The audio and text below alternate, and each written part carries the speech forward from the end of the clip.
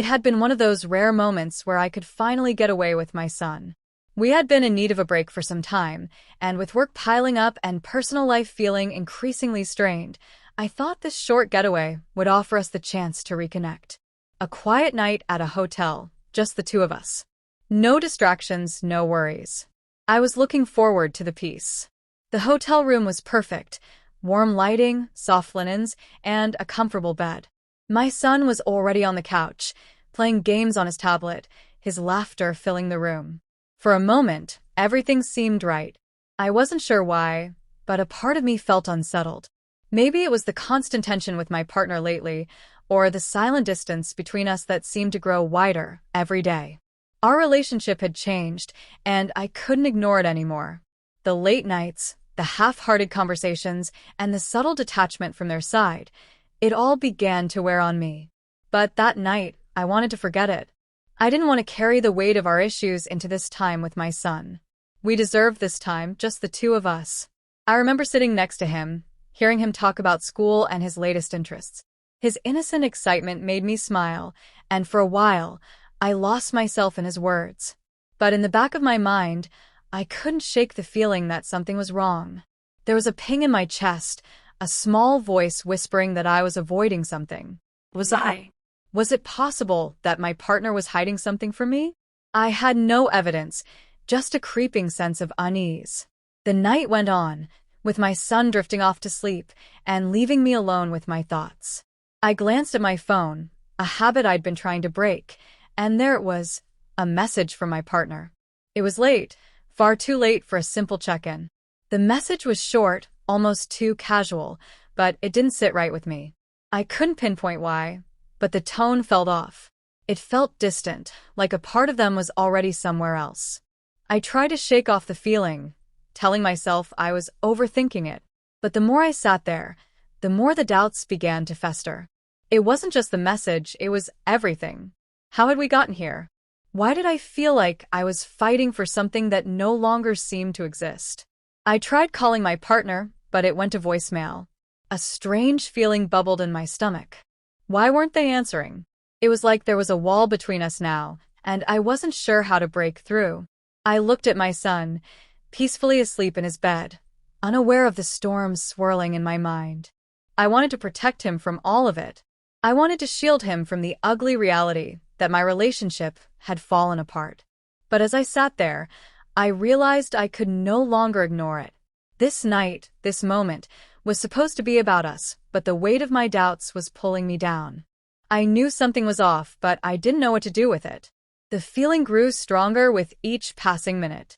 The quiet was suffocating, and the questions I had been avoiding seemed to demand answers. What was going on in my relationship? Was I being paranoid, or had things already gone too far? I could feel the tension in my chest, but I also knew I had to keep it together for my son. He couldn't sense my uncertainty. I had to stay calm, even though I felt like everything around me was unraveling. I decided to sleep on it. Maybe tomorrow would bring clarity. Maybe when the sun came up, I would have a clearer mind and could put all these thoughts to rest. But even as I closed my eyes, I couldn't escape the nagging feeling in the pit of my stomach. I had a sense that tonight, things were about to change forever. The quiet of the hotel room felt unsettling as the night wore on. I had tried to ignore the creeping sense of doubt, but it only seemed to grow stronger. I could feel my mind racing, going through every possible scenario, trying to figure out what was happening. I picked up my phone again, scanning through the message I had received earlier. It was strange, too short, too impersonal. My partner had never been this distant before, and something about it didn't sit right with me. I hesitated before I sent a reply, but the weight of the uncertainty was too much. I needed answers, or at least an explanation. I waited, watching the seconds tick by, but no response came. A cold knot tightened in my stomach. Something wasn't right. The more I thought about it, the more it felt like I was being lied to. I felt like I was staring into a void, waiting for some sort of truth to come into focus, but all I saw were pieces of a puzzle I couldn't solve. I stood up, pacing around the room. My mind wouldn't settle. The more I tried to rationalize it, the more the doubts piled up. This was unlike my partner. They were usually the one to reach out first to make sure everything was okay. But now? Now it was as if they were intentionally pulling away. I'd been noticing it for weeks, longer, maybe. The missed calls, the late-night texts that didn't make sense, the hollow promises to talk. I had told myself I was overthinking it, that life had just gotten in the way. But sitting here, alone in a hotel room with my son sleeping soundly nearby, the truth started to claw its way to the surface. I glanced over at my son, still fast asleep. He had no idea what was happening, what I was going through. The last thing I wanted was for him to sense the tension, to feel the emotional storm brewing. I had promised myself I would keep him safe from this. But how could I keep him safe when I didn't even feel safe in my own life? I picked up my phone once again, fingers hovering over the screen. I had a choice. I could wait, hope that the morning would bring some clarity, or I could face this head-on. I dialed my partner's number, the call ringing through, each ring echoing in my head like a countdown. I could feel my heartbeat quickening, the anticipation of what would come next, making it hard to breathe. But after the fifth ring, the call went to voicemail. They didn't pick up. I left a message, though I didn't even know what I was saying. Something about how we needed to talk. My voice trembled, and I hated that I sounded so fragile. The vulnerability of the moment made me feel even more exposed than I already was. It wasn't just the message, it was the fact that my partner wasn't there when I needed them most. They weren't picking up, and that said more than any words could. I stared at my phone, the screen glowing in the darkness. It was like I was waiting for a bomb to drop, but the silence only grew louder. I began replaying our last few conversations in my mind. The moments where I felt their attention slipping away, where I noticed their answers becoming shorter, their responses colder. They had always been the more distant one in the relationship, but it had never felt like this. It was as if they were already gone, and I was the last one to realize it. The thought of confrontation terrified me. I didn't know if I was ready to hear the truth, especially if it was something I didn't want to accept. But could I keep pretending? Could I continue to lie to myself? My mind was clouded with frustration. I knew I deserved better than this. I didn't want to play games anymore, didn't want to wait for someone who clearly wasn't invested. I didn't deserve this cold treatment, this uncertainty. But even as I thought that, the fear of what would happen if I confronted them loomed over me. Would they admit to what was happening? Or would I just be left with more questions and more pain? The yes. I couldn't keep pretending anymore. My fingers hovered over the phone, the weight of the decision pressing on me. I had to confront the truth, even if it shattered everything I thought I knew. I had been holding on to a thread of hope, trying to convince myself that I was just imagining things, that it was all in my head.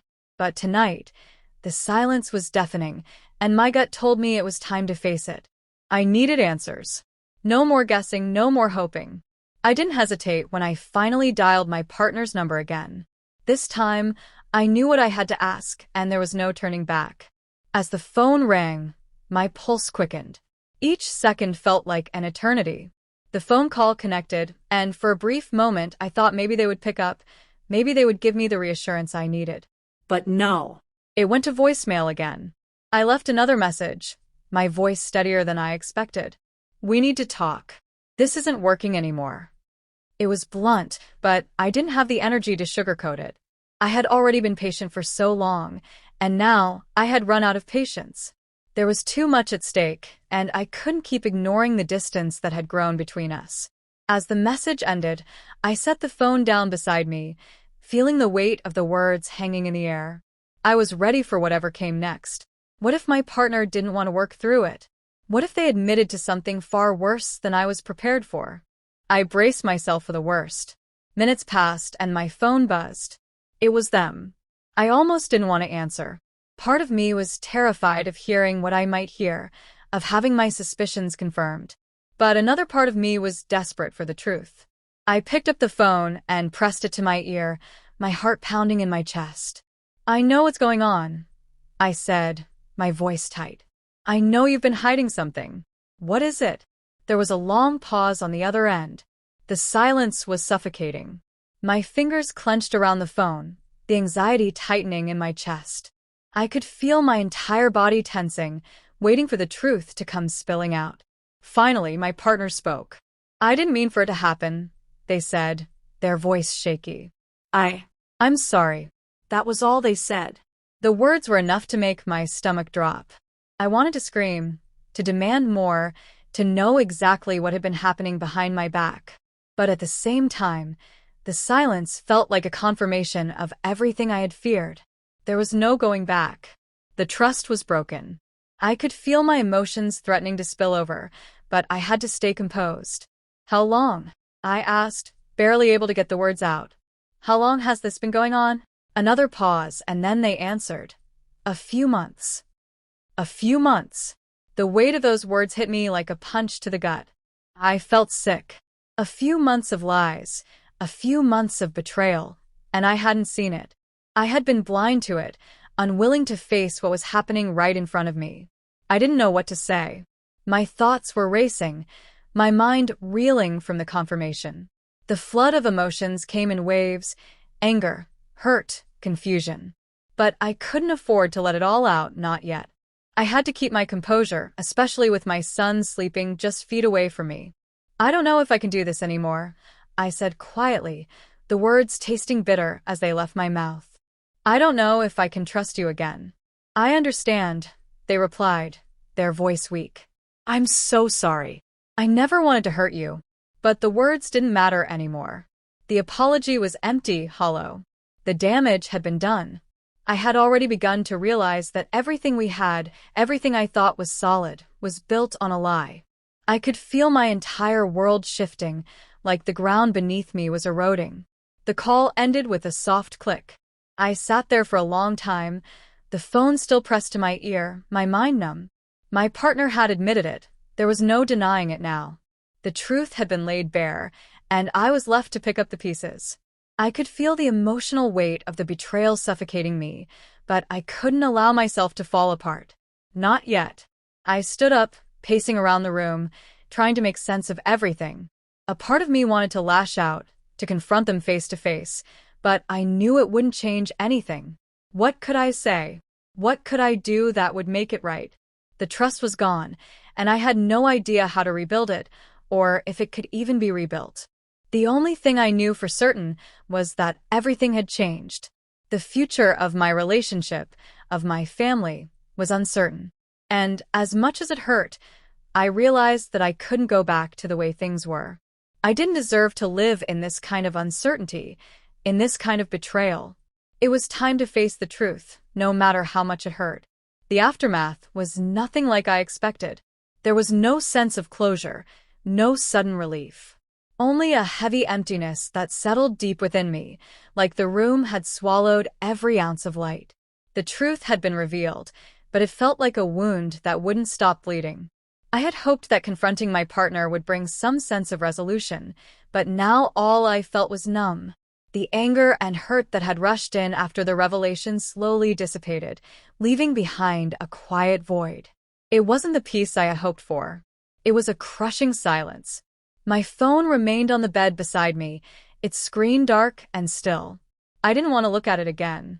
I didn't want to hear from them, didn't want any more explanations or excuses. What could they say? "I'm sorry" wasn't enough. It could never be enough. How could anyone apologize for the way they had made me feel? For the trust they shattered so carelessly?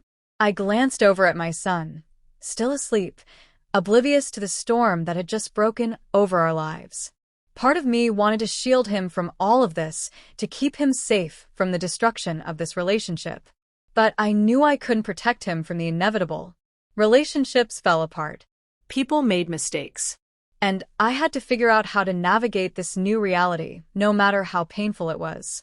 The truth was that I had been avoiding this confrontation for far too long.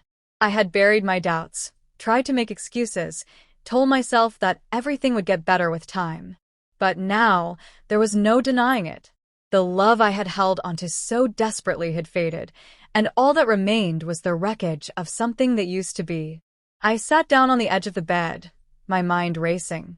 What now? Could I ever trust again? Was there even a possibility of repairing what had been broken? Or was it time to let go, to finally face the fact that this chapter of my life had ended? I thought about my son again. Could I stay in a broken relationship for his sake? Or would it be worse for him in the long run to witness the slow decay of something that should have been strong? I didn't have the answers. I didn't know if I could forgive my partner, if I could ever look at them the same way again. The idea of staying with someone who had betrayed me so completely felt suffocating, but the idea of leaving also terrified me. There was so much uncertainty ahead, so many unknowns. How would we move forward? What kind of life would we have if I chose to walk away? I had no roadmap, no guidebook to tell me what to do next. But as I sat there, with everything swirling in my mind, something inside me began to shift. I didn't need to have all the answers right now. I didn't need to figure everything out in a single night. I just needed to take the next step, whatever that was. Whether